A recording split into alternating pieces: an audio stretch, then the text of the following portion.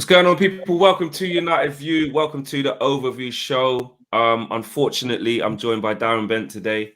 Obviously, massive Arsenal fan, pundit, do I even need to do all that? Ex-Premier League player, 100 club, all of that. Darren, today's not a good day. Today's not a good day. For you. Today's not a good day. I was this close to cancelling you as a guest. Why? To be honest. Because I don't think I'm in the mood for you. I'm not. It's really peak. Shout out to everyone logging in. Let us know where you're watching from. There is a hell of a lot to get into. This is the show where we look at all of the Premier League's results, games and talking points from the weekend. But clearly, with what's been going on, we got a lot to talk about with Man United. Just to fill you guys in about some of the breaking kind of headlines and what's been going on in the fallout from that, and you, Darren, as well, if you haven't seen it. Obviously, a lot of people would have been expecting Solskjær to get sacked or wanting Solskjær to get sacked. Obviously, hasn't happened. We knew that wasn't going to happen. Man United have put out a tweet, not saying Ollie's safe, but saying Ollie's looking forward to the next 3 games, bouncing back, la-di-da-di-da. A bit of a PR spin to basically say, got 3 games, got 3 more games. What's that? Spurs away, Atalanta away, Man City home. Make of that as you will. Shocking scenes yesterday. There's only one place to start. So what are you saying as a rival fan, as a pundit, as an ex-player, all of them things when you saw Man United's performance yesterday and the future for Solskjær? What are you saying? Yeah, I mean, listen, I didn't think I'd wake up today and see him get the sack because I just don't think Man United operate in that way. But listen, at the end of the day, watching it yesterday, I mean, I was on air when it was happening. I knew that Liverpool would win. I wasn't surprised by that. Probably what surprised me the most was the manner of the defeat, because I thought Liverpool would win, but I thought it'd be a lot closer, because usually in that fixture, Ollie's done all right. I mean, I know you got beat 4-2 at the back end of last year, but on the whole, I think he's done all right. But the way you defended as a team, the way you attacked as a team just simply wasn't good enough. And in the end, It could have probably been more. I know you lot had your chances, but it could have been more. Could have been more easy. You know the worst thing about yesterday, Darren. You take it in, you take in the bad results, you dissect it. Like Liverpool were playing at 40% because that's all they had to play at. They had 3 of their most influential players out. No Mane, no Fabinho, no Matip. Conte, what's that? His 3rd Liverpool appearance. Looked like he'd been playing there for years. A young kid, not even playing any games. Comes in, has a game of his life, calm, comfortable. We're miles off it. Ollie speaks about, being difficult to break down and passion and energy and desire. There was none of that on the pitch yesterday. And in my opinion, he's lost it all. He's lost any little bit of fight that the players had under Ollie. I'm not saying they're deliberately not playing for him, but it's done. It's over. Like, you see it? It definitely looks like the bounce has gone, because when he first came in, there was that bounce, wasn't there? And everyone was like, all right. And listen, I think what Ali did at first, I think was brilliant in terms of kind of uniting the crowd with the players and the fans, and he put the club together. So I think in that initial period, I think he was a perfect appointment. But I don't think he should have still been given the job full time, because you kind of go back to the Chelsea scenario, because I feel like it's quite similar. So you go there going for a bad time. Di Matteo gets the job, brings the feel-good factor. They win the Champions League. They ultimately have to give him the job because he won the Champions League. Didn't really want to. Didn't work out. What does Abramovich do? Bang, sack him. Lampard, massive club legend. Them two have got a friendship, Abramovich and Lampard. Lampard gets him to the top 4. Brilliant. That's not good enough for Chelsea Football Club. They give him a lot of money. He spends the money, and Roman Abramovich probably had to do make the hardest decision he's probably ever had to make in football, which was sacking Frank Lampard, because he is a club legend. Your club need to follow suit. They bring in Thomas Tuchel. Look at them, flying top of the table, won the Champions League. And I think maybe that kind of relationship between the board and Solskjær, I think that's what's kind of clouding the whole issue, because as I said, Manchester United Football Club shouldn't be playing the football that they are.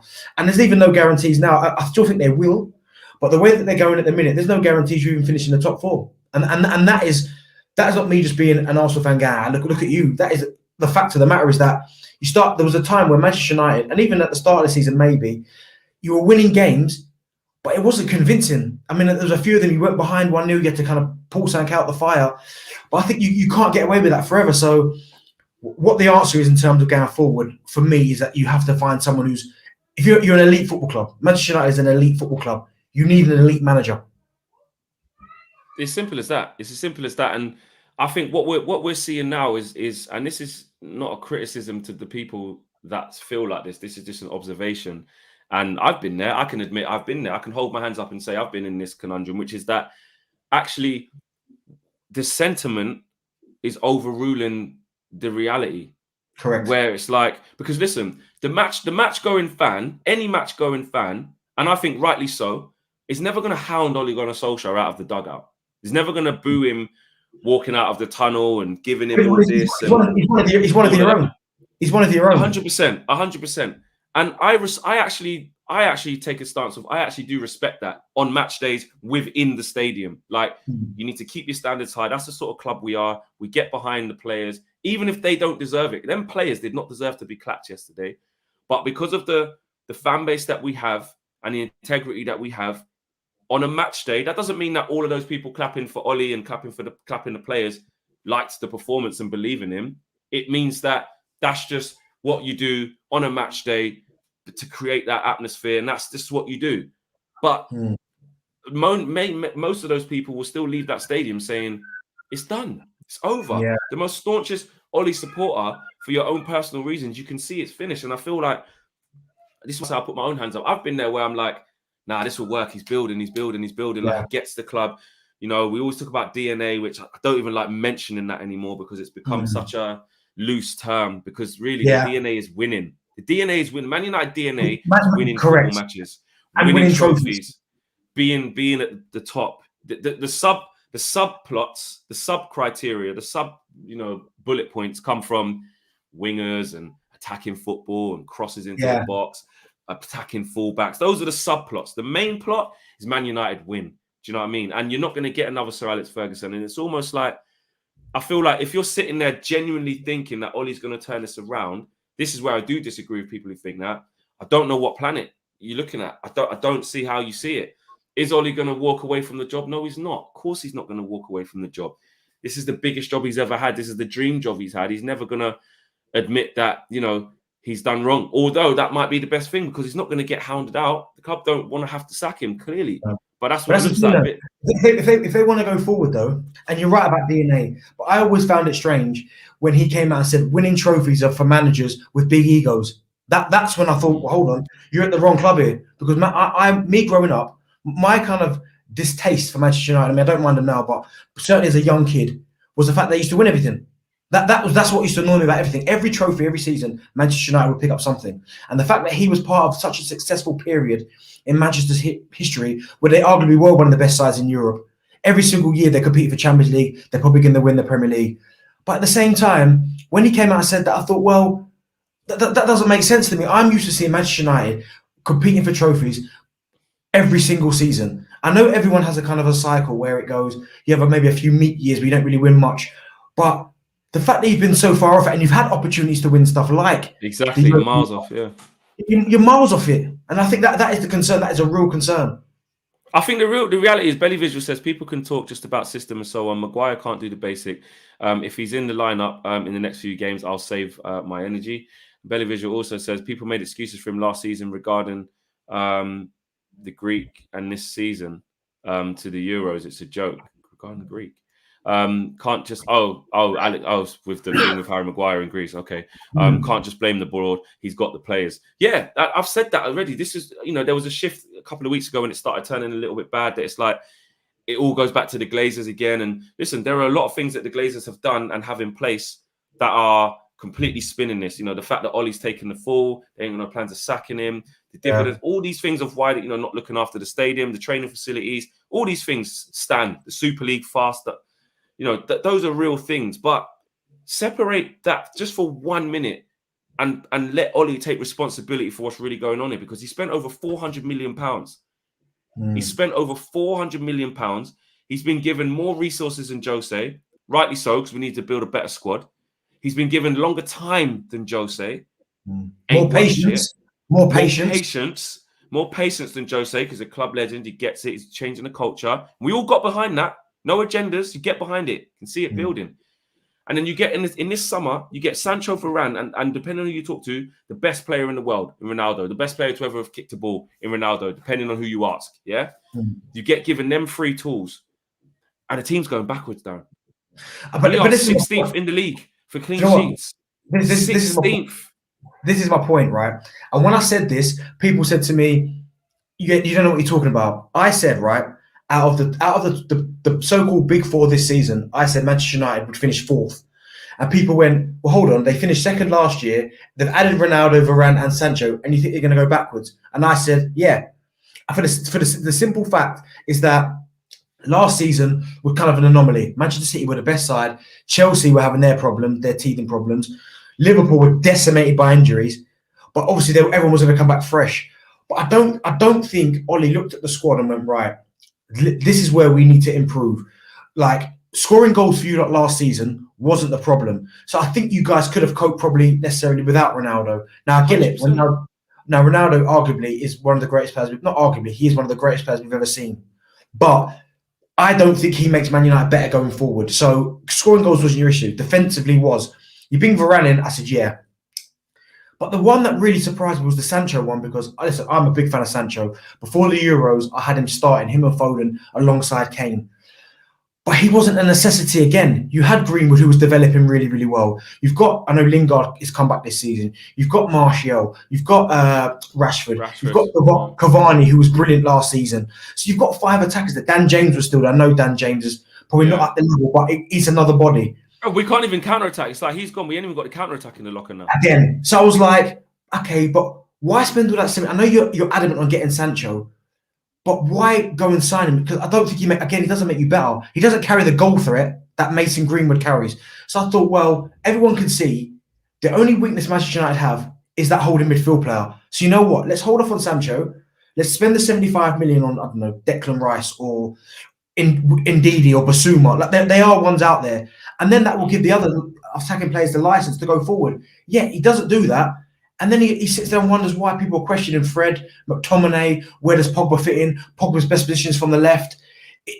All these little issues are why Manchester United at the minute can't seem to string a handful of results together and performances. It's been absolutely shocking.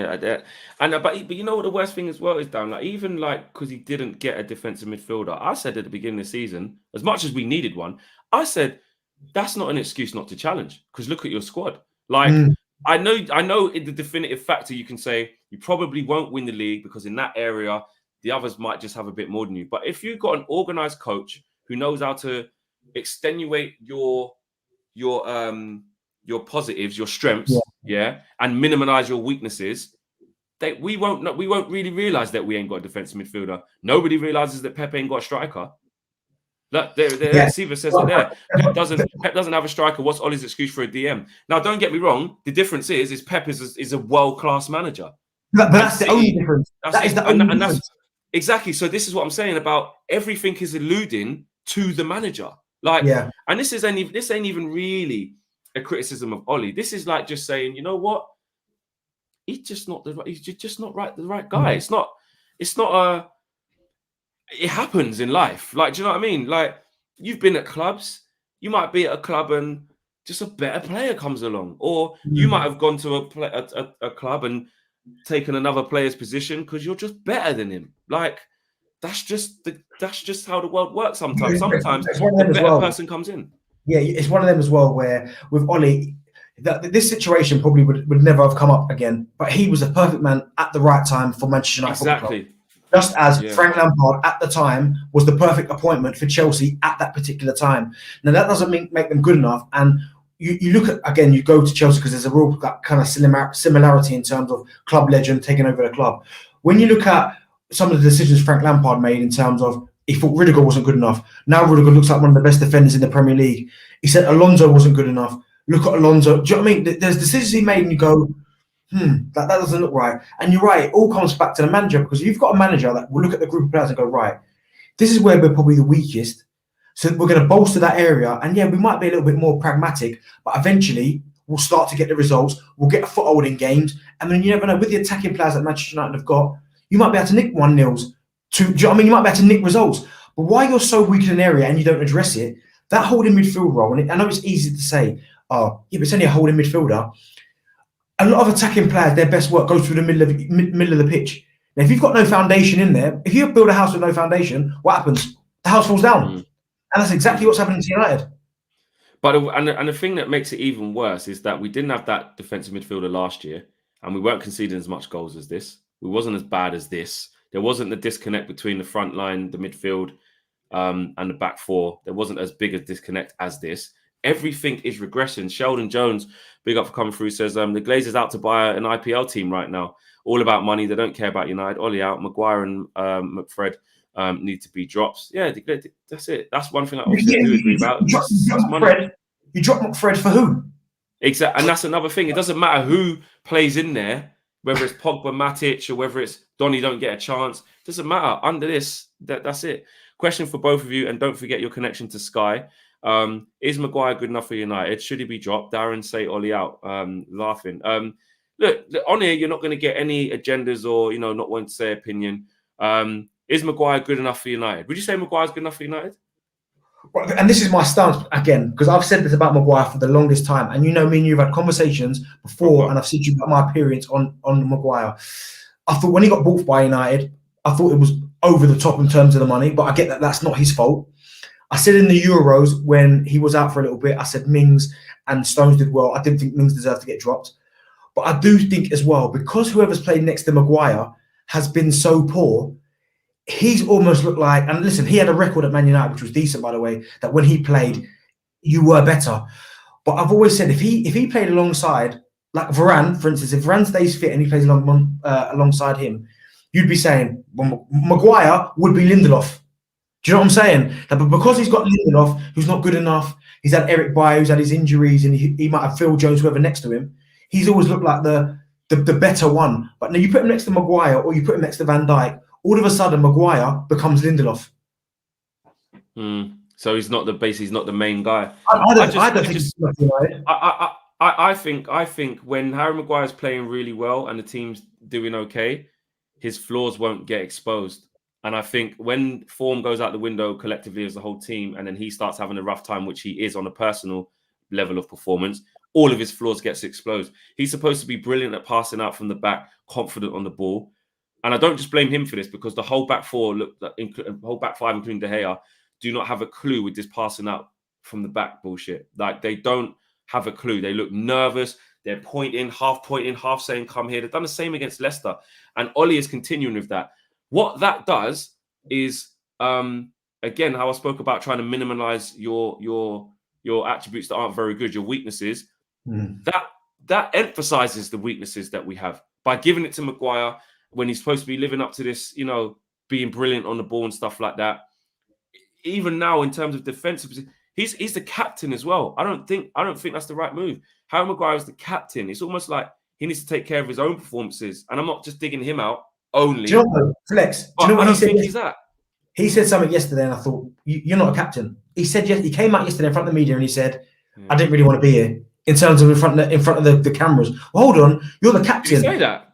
He came out in the media and said, I don't want. I heard him say everyone should look in the mirror and that. He said, yeah, no, he said, I don't want to be here. I don't want to do this in front of the media. But listen, if you're captain, you've got to put yourself out there and go, you know what, it ain't good enough. I've not been good enough. Don't make excuses.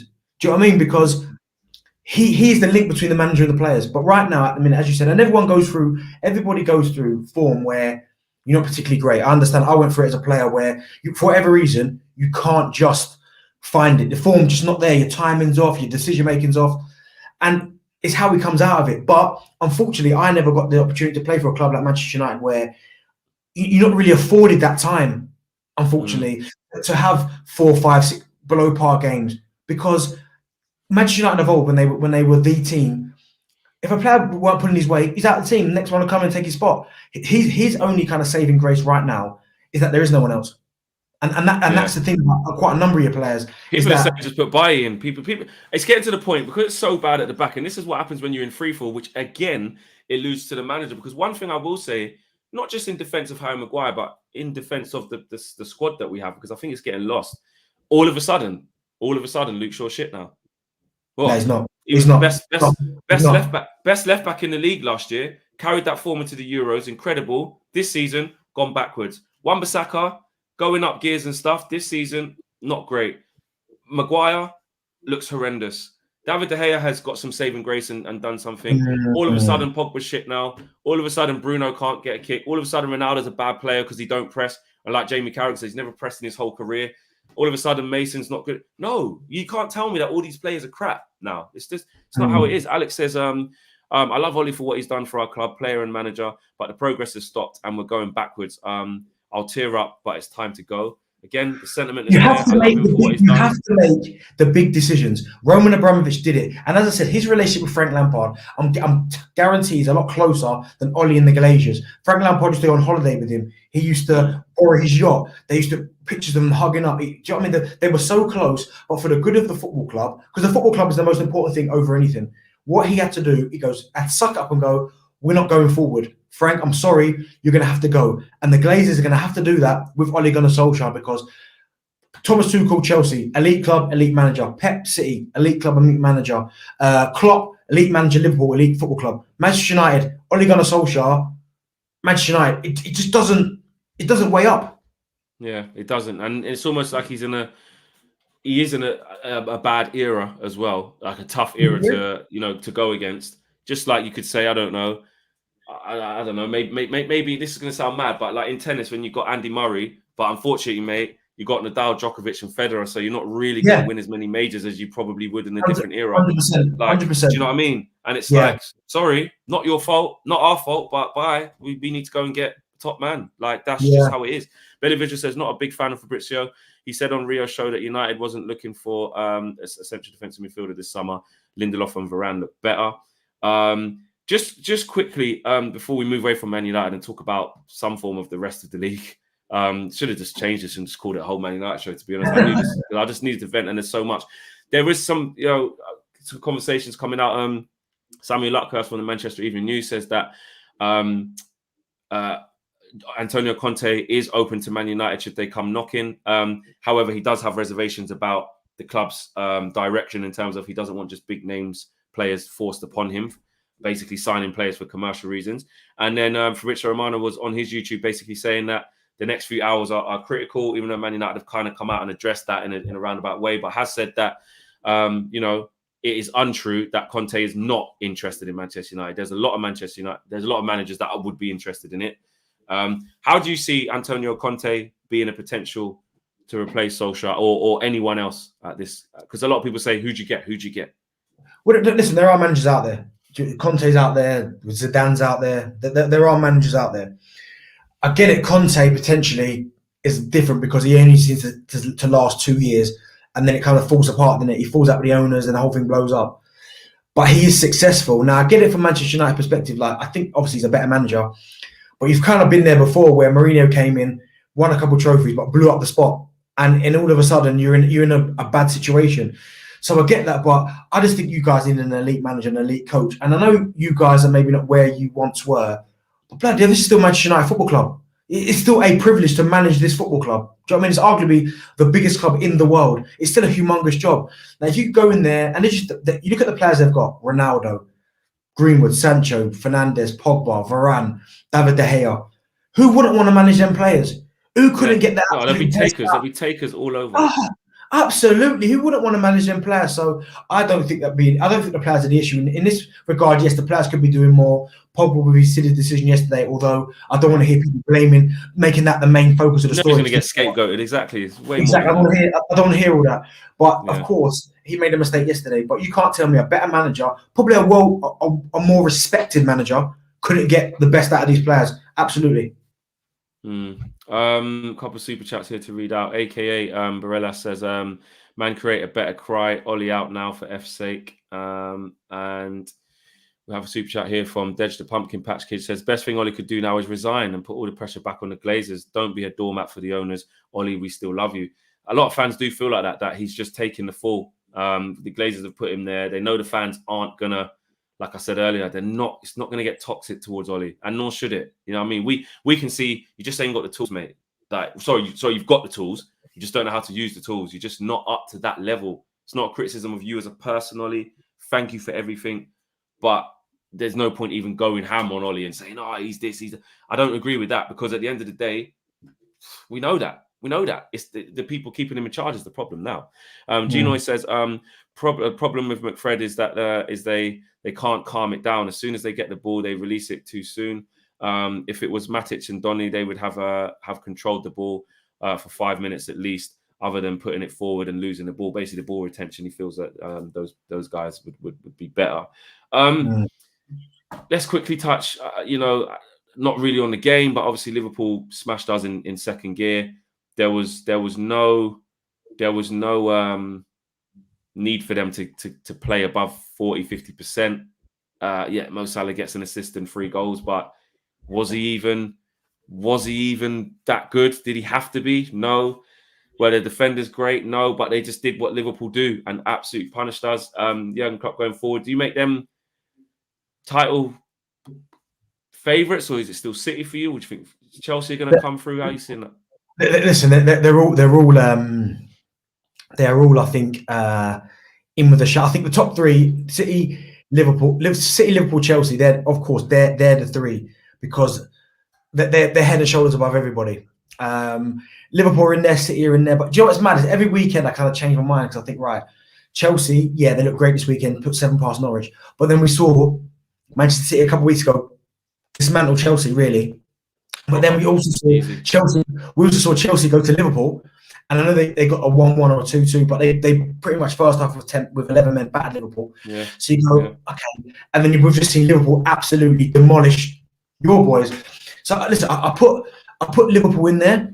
I still think Chelsea maybe I've got the edge, then City, then Liverpool. But if Liverpool are on that form yesterday against anyone, they're going to be hard to play against. But Manchester United, unfortunately, yesterday made it far too easy for them, and sometimes it's one of them things. But Liverpool, for sure, this won't be a runaway. There won't be one team that runs away with it, and then everyone's playing catch up. That won't happen this year.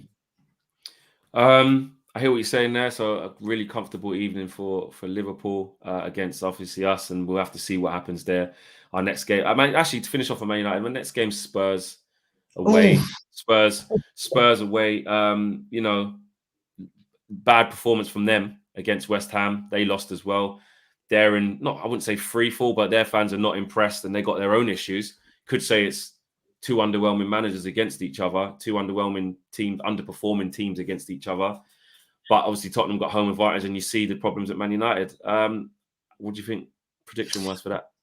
Yes, listen, it is a tough one, because they're 2 teams under pressure. You've got Nuno, obviously, at Spurs, getting beat by West Ham. Not a fantastic start to the season. Had an absolute wobble where they got beat 3-3. Then obviously big couple of performances against Villa, and they beat Villa and they beat somebody else, which was a good result. Who did they beat? Who? Spurs? Yeah, they beat Villa, and they beat Newcastle in the obviously the Newcastle, obviously the first game back after the owners. Yeah. But again, yesterday disappointing, didn't offer much. Harry Kane just doesn't look like not like he doesn't want to be there, but I don't know what's happened at the minute. But I think Man United probably will win that game. But listen, whoever loses that game, I do. I think Man United will win that. But whoever loses that game, their manager is under some serious pressure. And even though Ollie is at United, Ollie's already under that. No, but I think he's still got more time than Nuno, because I think the Spurs fans have got no patience whatsoever with Nuno. Whereas, for whatever reasons, there's a lot of people that are like, yeah, Ollie's not the right man for the job, but we still love him. So that still gives him a little bit of time. Do you know what I mean? The club are definitely giving him more time. That's the thing. They are playing on the heartstrings. Balance Consultant says, Darren and Flex, do you not think the coaching staff have a lot to answer for? They tell him who is performing in training, and they coach the tactics. Coaching staff, yeah, they've got to take some of the blame. But again, just how we're looking at Ollie and saying you're just not the right guy. How am I supposed to? And this is no disrespect to these guys. How am I supposed to look at Michael Carrick, Kieran McKenna as two young up and coming, coaches, and say they've got what it takes at the highest level? Mick Phelan has been there, like Gary Neville kept alluding to, under Sir Alex and won stuff many, many years ago.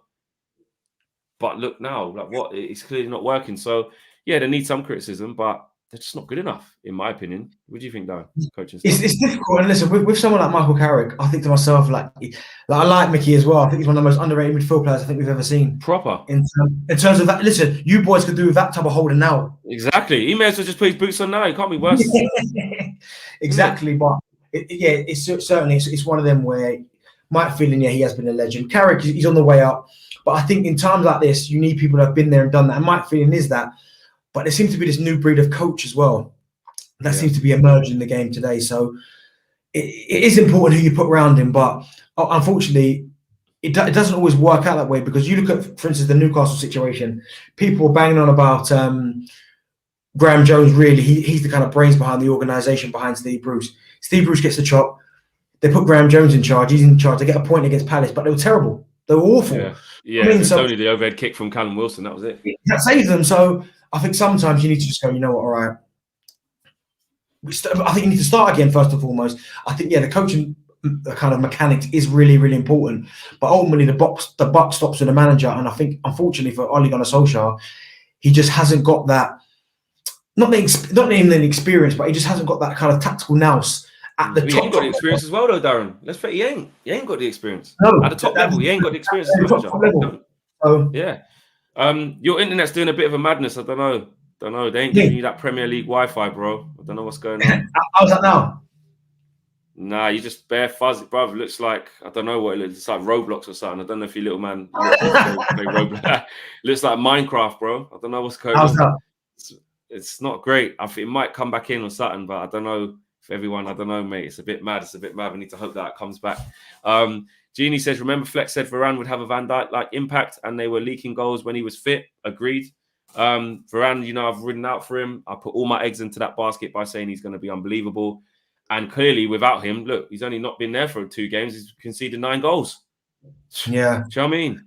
Before we were leaking goals, but my God, it's even worse now. And that's not me saying, but Varane has done amazing, etc., etc. But, there you go. Ethan Foster says, is Darren in prison? My God. And Show says, club is rotten from the top to the bottom. 0 accountability. People not fit for their jobs. The Glazers, Deadwood, Judge, Fletcher, Murto. Woodward. My apologies. Fletcher, Murto, Richard Arnold, and Ollie. Basically, just saying they're just not up to it. And another super chat here from Gyro. How's it now? Still fuzzy up, man. Still fuzzy. Mine's crystal clear. It would probably look like that on your end. If you log onto YouTube and look at it, like you're fuzzy, mate. You're fuzzy. You know what I mean? Jaro says, Flex, Liverpool played with 3 midfield against our 2 midfielders. Even a high school coach can see we needed to match them. Ollie is clueless. 100%. Agree with that. Kenneth says, restart your router, Darren. Restart. If I restart the router, mate. I'll vanish. Hotspot, mate. Hotspot. You want to jump on your hotspot or something? The house Wi-Fi is not working. Don't know. It's got a little bit better now, actually. It's got a little bit better now, but yeah. Let's keep it moving through some of the other Premier League fixtures. Man City dismantled Brighton. We'll kind of go through this quite quick because I know we haven't got a lot of time to do all these. Man City, cruise control, battered Brighton. Easy. That's it, isn't it? Yeah. Man City. They can literally do that to anybody. And that's the thing. Brighton are high flying and they just dismantled them like they weren't there. But that's one of them things where for Manchester City, you've got that much attacking talent that all it takes is 2 of them to show up and it's game over. And that's where they're obviously, but Pep puts them in the right situations. But listen, Graham Potter and Brighton are still having a fantastic season. High flying, doing really well, playing some great stuff, by the way. But they come up against a Manchester City side at the minute that are playing really well. So you kind of leave there and go, well, we're better by the better team. But Brighton themselves will do that to other people this season because they played that exact same way.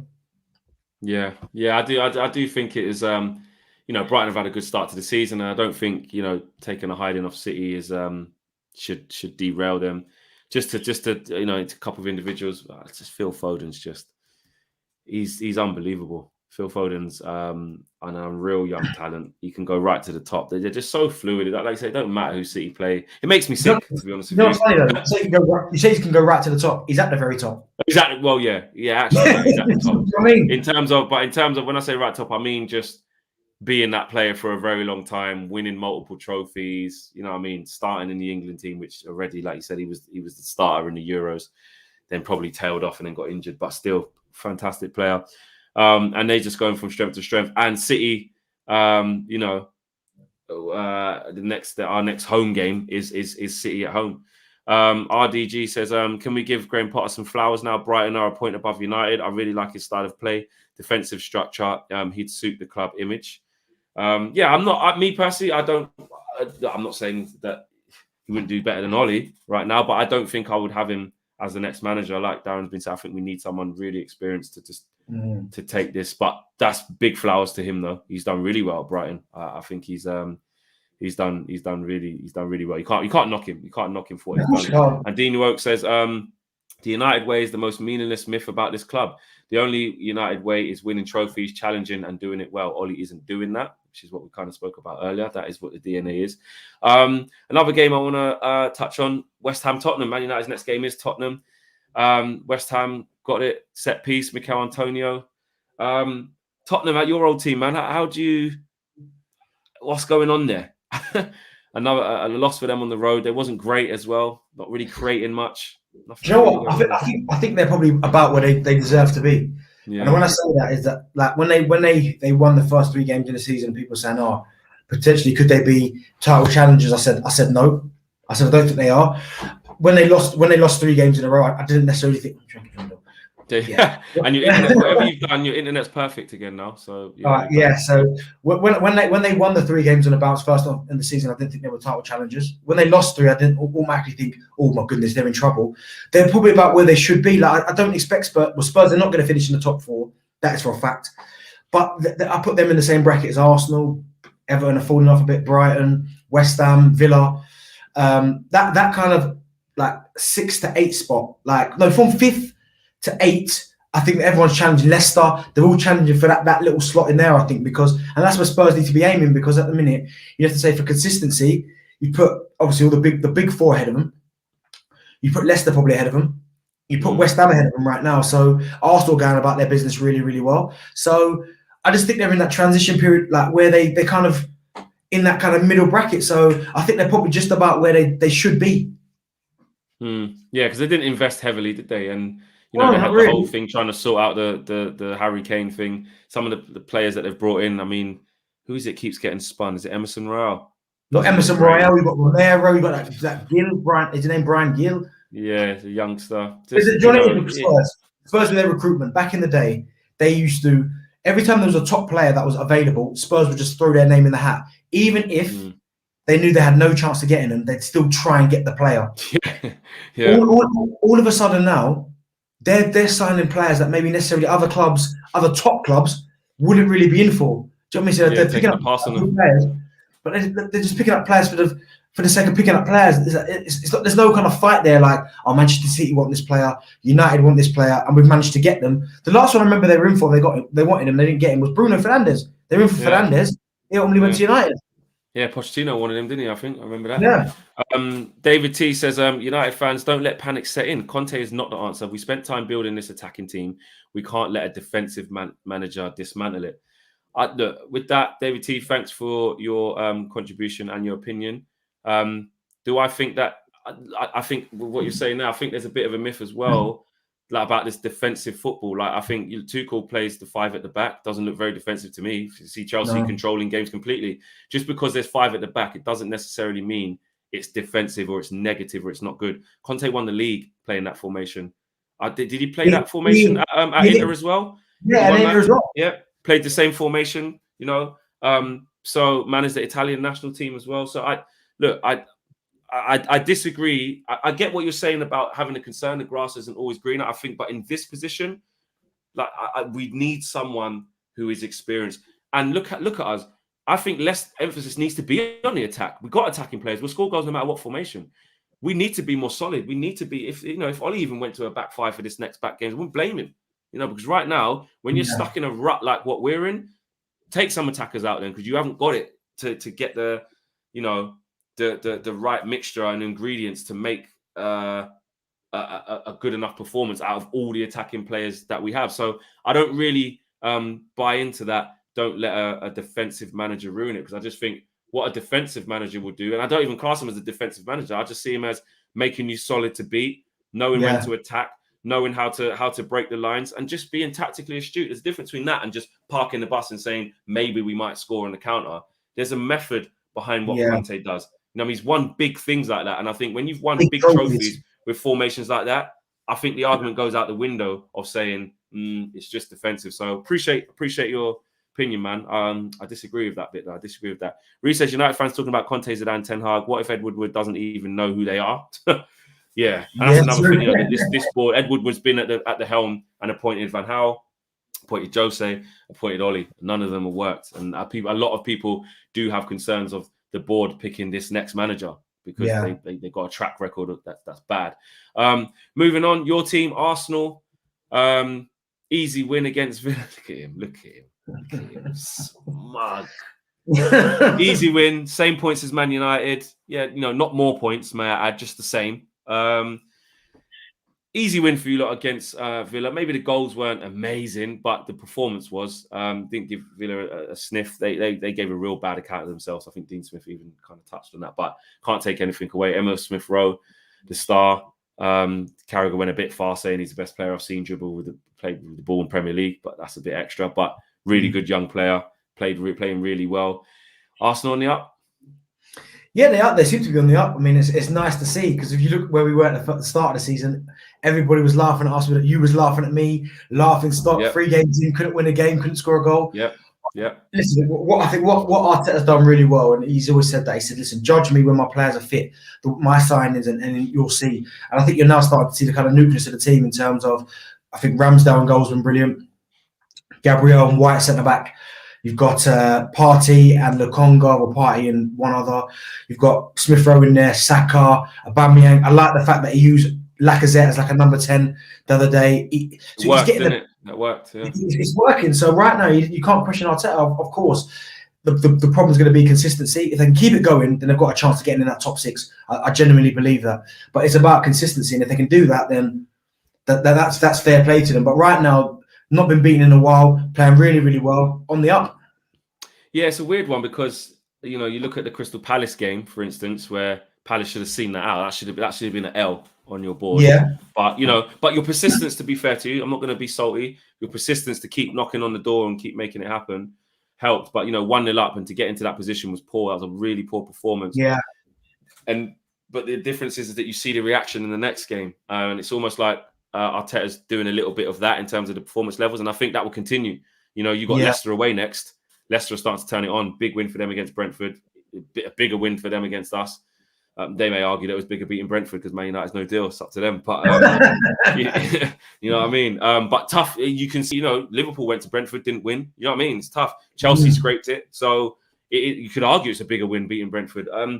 But that just shows you, you know, where Leicester are at. So tough game I'm expecting for you guys at the King Power Stadium. So I dare say the performance might be a little bit off again, and then you go again the next game. So, but you're getting a little bit of stability. I definitely agree with that. And you can see what Arteta's trying to do. I still got reservations as to whether he's the right man or not, but you can still see something. You can see something. And there's enough there to get behind, and there's enough young, experienced players who are full of potential to say, I know I don't expect amazing stuff from them now, but I can get behind it. I can let these players grow, and then maybe in the summer add a bit more experience around. Do you know what I'm saying? So I don't begrudge that. And also, what I'm really worried about, I don't even know if Solskjær will be there by then. It might be the first game of a new manager. Who knows? Depending on how the international break goes. Yeah, you're right.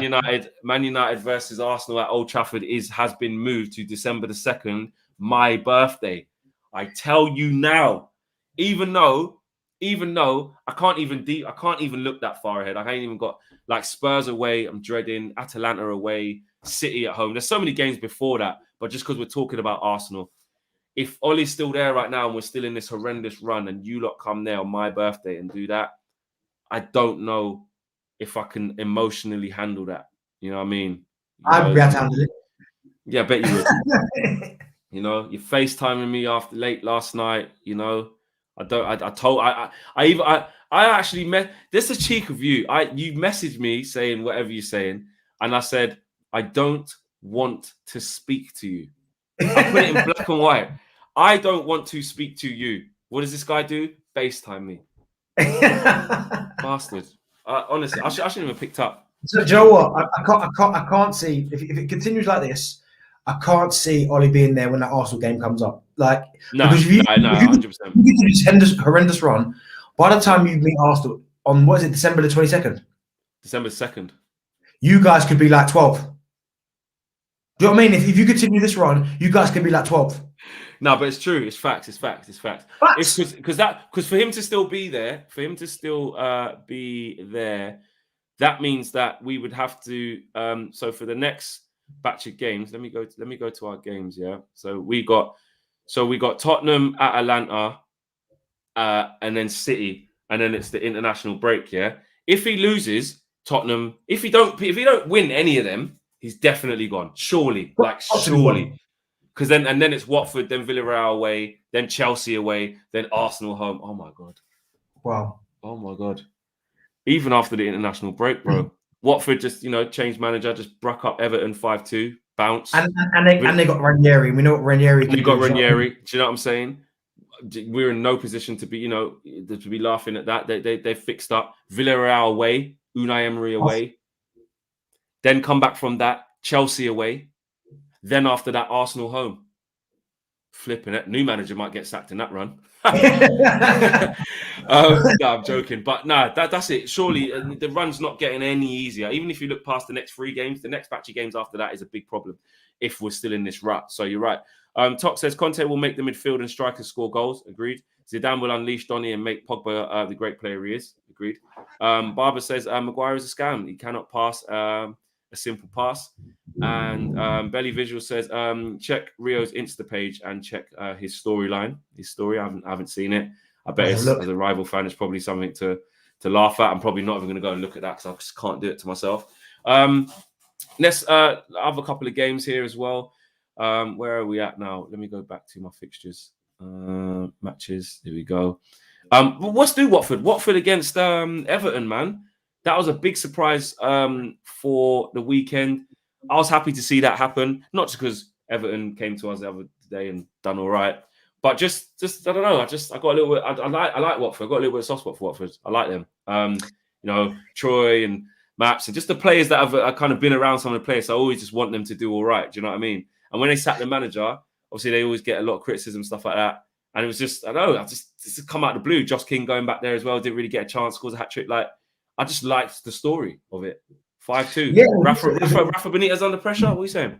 He's under pressure because he got off to a great start, as they did last season under Ancelotti, and everyone was like, wow. But the fact of the matter is, as you said there, is that he's under a bit of pressure. He has been a Liverpool manager, so he was on, not borrowed time, but the leash is a little bit shorter than maybe other managers.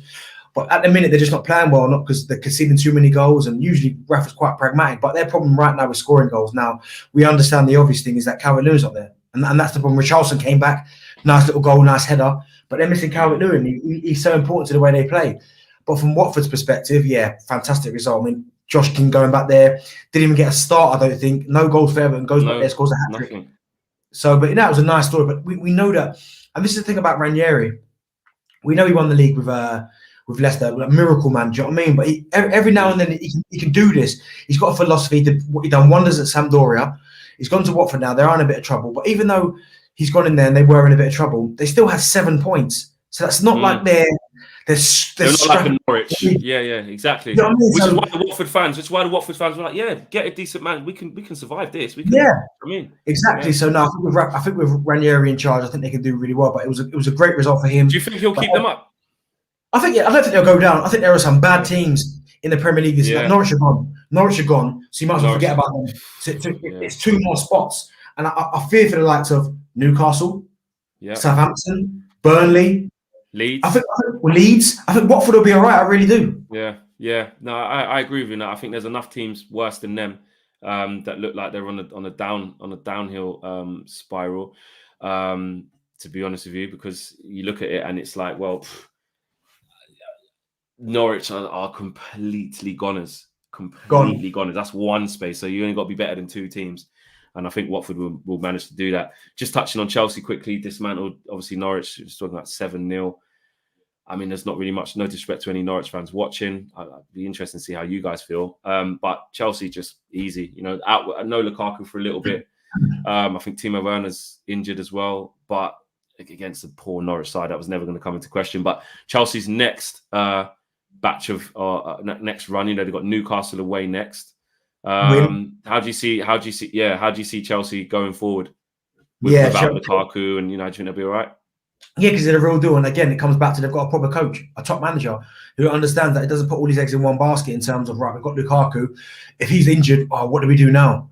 This is why you got elite. This is why these guys are called elite managers, because he'll go, right, we've lost Werner, we've lost Lukaku. Right, what are we going to do? How are we going to make ourselves still effective? And he does that. He pushes Mason Mount a little bit higher, scores a hat-trick. You got Kai Havertz who can play that false number 9 role. Do you know what I mean? They've got players there. He's got the wing backs bombing forward. Reece James and Chilwell both getting on the act, scoring goals. So he understands. I mean, and I think what's so good about Thomas Tuchel, I mean, I think they're the only team in the league now. I think they've had 19 different goal scorers, which is an absolute madness. How can you have 19? Do you know what I mean? That's why they're so effective, because they've got literally goals coming from everywhere. So I think the fact that they've lost their main man in Lukaku, yeah, of course they've got to play maybe a little bit more cute in terms of their passing, the way they move the ball.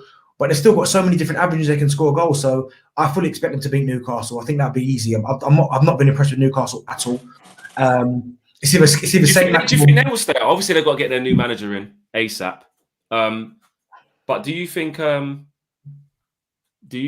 they can beat the drop with a new manager coming in with what they've got, or just because there's a lot of players that need to come in January for that to happen? Because that squad as it is could be gone. By the time January comes, they could be buried in that bottom 3. Because if you look at their runs of games, they've got a period in December where they go, like, I think it's Liverpool, United, City. Honestly, Leicester away. They've got some crazy fixtures coming up. So do I think Newcastle will stay up? Most probably, but I think it's going to be tight. So I do genuinely fear for them. And with the 300 billion that they've got, it doesn't make any difference, because by the time they get to spend that money, they could be 7-8. Yeah. Dan Levitt from Bangkok Wolves says, big up Flex, even though I'm a neutral, but much love. Appreciate that. I can see by your Avi there, Wolves fan. Wolves always give us a good game. And if you've watched the channel, if you've watched me go into Molineux, you know how much I hate going there, because it's so tough. And I like Wolves as players, actually. I like a lot of the players that you guys got. Can't believe Wolves are only a point behind Man United. Unbeaten in 4, while United are winless in 4. And some were saying Wolves are in trouble this season. Yeah, 100%. It's funny how things work out. I think your players are starting to come to fruition. Yeah, you got a draw on the weekend, but you got positive signs. You got positive signs there, and I think you look at us and we are in huge trouble. Huge trouble. Do you know what I mean? What's your thoughts on Wolves, actually, Darren? 1-1 draw against Leeds on the weekend. How do you see it? Yeah, but listen, Wolves, good result. I mean, I fear more for Leeds than I do Wolves. But yeah, Wolves, I mean, listen, they've got a guy that can score goals now in Chan. He scores a lot of goals. They've got Jimenez there. But yeah, of course, they didn't get off to the best of starts. But Wolves are a good side. They play some really good stuff. They tap the right way. They get forward in numbers. They've got a lot of pace in their team. So it was only going to take a bit of time. Bruno Lage, people were wondering, is he the right man for the job? He seems to be the right man. Obviously, it's a big difference to Nuno, who was there for a few years, done absolute wonders for them. But no, I had no concerns about Wolves whatsoever. I always knew it was a matter of time before Jimenez started getting his goals. It all came together, and it's doing that. And as I said, I don't expect Wolves to finish 7th like they did 2 years on the spin before they finished 12th. But I don't think Wolves will have any issues this season whatsoever. Yeah, I think the squad's good enough. They definitely won't go down. You know, that's for sure. I just feel like they just need to stabilise. They got a new manager as well. Do you know what I mean? Yeah. Sometimes the most important thing for clubs like that, who are going for a transition period in terms of new manager, maybe new players, is just about staying in the league. Do not worry about, right, can we get into that top 8? Like, do you know what I mean? Don't run before you can walk. At the end of the day, you're going for a transition period. You've lost a couple of good players. One of your best players is just coming back from a really serious head injury. So I think at times you've got to go, right, let's stay in the league. Once that's been established, then you start going, well, you know what? Let's try and get into that top 12, then top 10. Do you know what I mean? But you're almost having to start again. But don't all of a sudden go, do you know what? Let's try and get into that top 6. No, just relax. Stay in the division. Then you get to go again next year.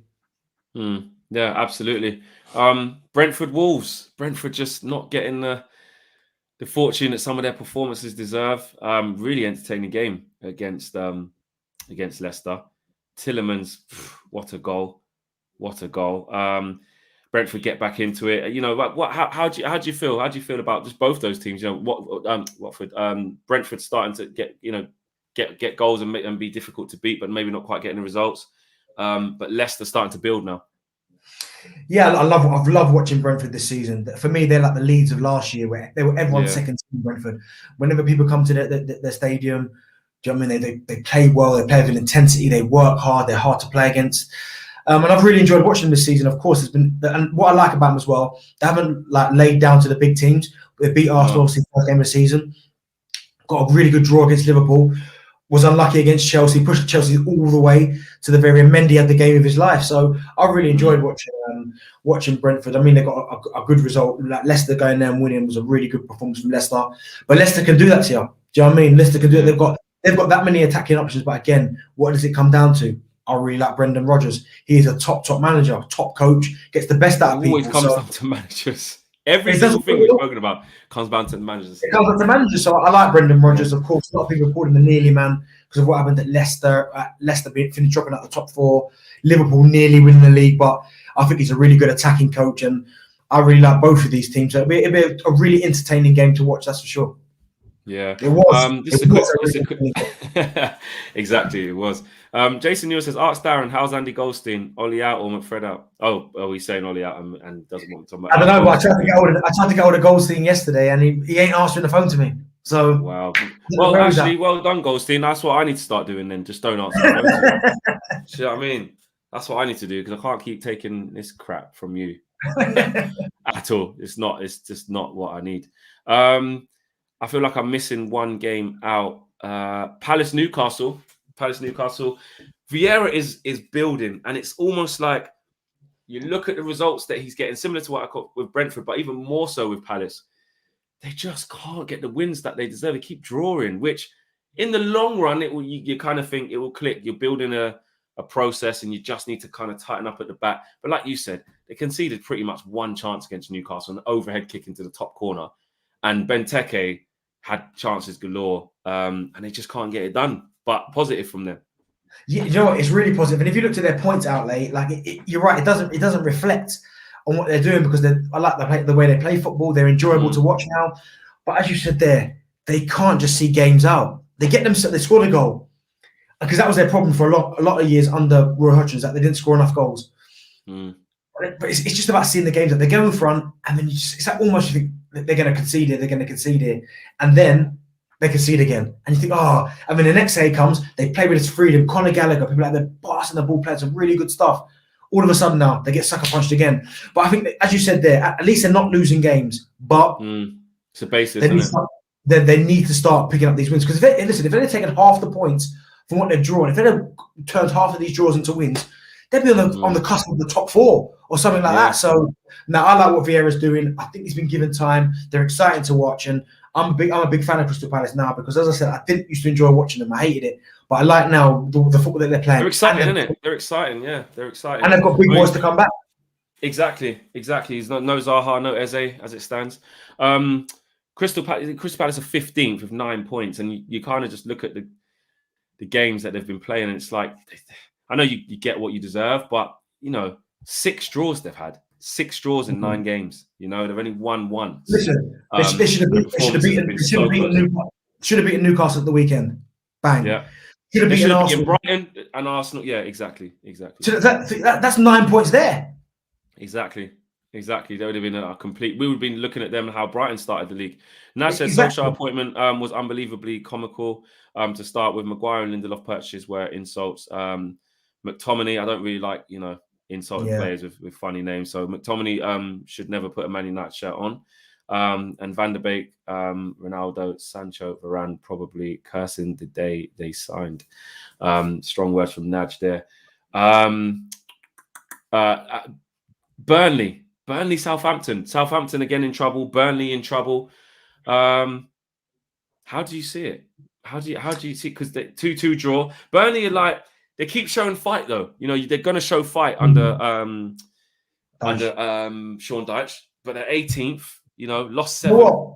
They will, but do you know what I like? They've got a bit of pace in their team now, and I think that's exciting. Like they've got Conte's Cornet. good, isn't he? Yeah, he's scored good. 2 really good Scores goals. Quick, good movement, good in the air. Mm. Now they haven't got to play a little bit more direct in terms of Chris Wood and Ashley Barnes, who, I've done one in the Premier League, but and Chris Wood, to be fair to them, has scored a lot of goals for Burnley, but they've got a different dimension now because they've got that pace. They've got someone who's like electric in and around the box, good finisher. So I think he's exciting. I think he could be the difference in Burnley going down and staying up. Southampton, I'm worried about them because I just don't know. I mean, what's his name? Yeah, again? Broja. I like him. Yeah, he looks good. I like Livramento. He's a good player. Redmond, he's in and out. But Gineppo in and out can make things happen, but I thought Armstrong would have done a bit better. He scored the goal opening day, and I thought he'd have got a few more goals. He struggled a little bit, but listen, they lost Danny Ings. Now that I don't know how you replace that, but I do fear for these two teams. But I think with Cornet out front for Burnley, he just gives them that little bit of something special, I think. Yeah, no, I agree. Just to finish off, there's a couple of quotes coming out from various different media outlets. I just fill you guys in just as a kind of news thing. Fabrizio Romano was saying Antonio Conte would be open to discussing taking over Manchester United if Solskjær is sacked, as it emerged on Monday that several players are questioning whether the Norwegian can take the team any further. And this is another one from Sport Media. They said Man United are seriously thinking about, in quotation marks, appointing Antonio Conte as their manager. And the Guardian have said that Antonio Conte is reluctant to take up the position during the season. He would make an exception for Man United because he considers the club a special opportunity. They also said that yeah, exactly like what you said. Who wouldn't? The Guardian are also reporting that Man United are thought to be seriously considering Solskjaer's future. Joel Glazer resides in Florida, 5 hours behind the UK, so any decision may be taken later on Monday. So you've had the club, just to kind of, give you the Man United kind of nutshell. You've had the club kind of put a tweet out on the main account saying Ollie's looking forward to the next 3 games and bouncing back, which tells you that, okay, he's got 3 games left to save it. But a lot of the media are, talking about potential change. So we'll have to see. I don't think we'll get to the end of the day and then all of a sudden now Ollie's been sacked or anything like that. Do you know what I mean? Hold on. KG's trying to call in. I just hold on. Let me take it off this quickly. And put it on this. Let me call him back. I thought he was calling because he weren't concentrating and didn't realize we had a show on. But he's probably ringing to vent. I don't know what he's going to say. Let's have a listen what he's got to say for himself quick. Yo, you're live on United View. I thought because you're still angry, you forgot that we had a live show with Darren, but you are actually ringing. No, because Darren is giving it the big one, fam. I don't know where Darren was before, bro, but all of a sudden he's got chest, bro. Saying Darren, he's saying you got chest now, mate. He's starting to big it up. Darren, I can't believe it. It's a disgrace. I'm Flex. I'm scared though. Of course you got to be scared. Ain't KG the one who said that Martial was Say that again, Darren. I didn't KG say that Martial will go for 70 million. He did say this. Nah. Listen, yeah. Wait, no, I'm stressed. I woke up this morning, yeah. I feel like I was in a car accident, Flex. Wow. This is what it feels like. I was in a car accident and the paramedics came over and said, mate, you've been in a crash. It's going to be okay. But now I'm hurting. I'm actually feeling the injuries of what happened, bro. We got moved to. It's bad. And now Arsenal are so close to us. How close are they? They're on the same points. Close. We're on the same points. I hate Darren. He's on your list, yeah? He's on your list. Darren, you're on his list now, bro. Yeah. There you go. It is. Listen, KG, we're wrapping up now, but we got the full view later on. We're gonna have the full. Do you know what I mean? And there's a lot of stuff coming out about Conte today. United back in Ollie. It's all going off. So there's gonna be a lot to talk about tonight. I would love Conte to come and fix it, to rescue us. Conte, Ten Hag, or Luis Enrique, the Spanish manager. Yeah. Okay. All right. KG has spoken. Listen, I'm gonna let you go. I'm gonna shout you later. Speak to me later. All right. Darren, good luck. Darren says he's coming Man United, Arsenal on my birthday. Is he gone? Oh, shame he's gone. Darren says, bro, your video with KG in the car on the way to the game is so goddamn funny in hindsight. Cyrus, yeah, listen, that's how we felt all the time. Darren, me and KG done a video on the way out. I saw it. You saw it. He was giving it. We're gonna win. We're gonna win. I thought we was gonna win. I was just, do I regret it? No, I don't regret it because I support my team in it. I want us to win. But right now, I'm on loan to Astana. Yeah, I'm on loan to Astana, mate, until further notice. Yeah, Kazakhstan settings. But no, listen, Darren, always a pleasure. Today wasn't that great, but like I said, I did try and cancel you, but there was no one else to take your place. So I enjoyed it. This has probably been my favorite show that I've done with you. I bet it has. No doubt you'll be on here again very soon as well, chopping it up. Make sure you guys tune into Darren's TalkSport show as well, the Boot Room. When are you on TalkSport Drive as well? TalkSport Drive 4 till 7, Thursday, Friday. TalkSport Breakfast tomorrow from 6 a.m. Right. And then obviously the Boot Room 5 to 8. And when you next on Sky covering a game? Soccer Saturday. Oh God, Soccer Saturday. Yeah, oh, mate, you're gonna be what? You in the studio with Jeff and that on Saturday? Yeah, on Saturday, yeah. Oh, you're gonna just leave. Don't. If I see you keep slandering us, like we know it's bad. If you stick the boot in, yeah, I'll just delete you.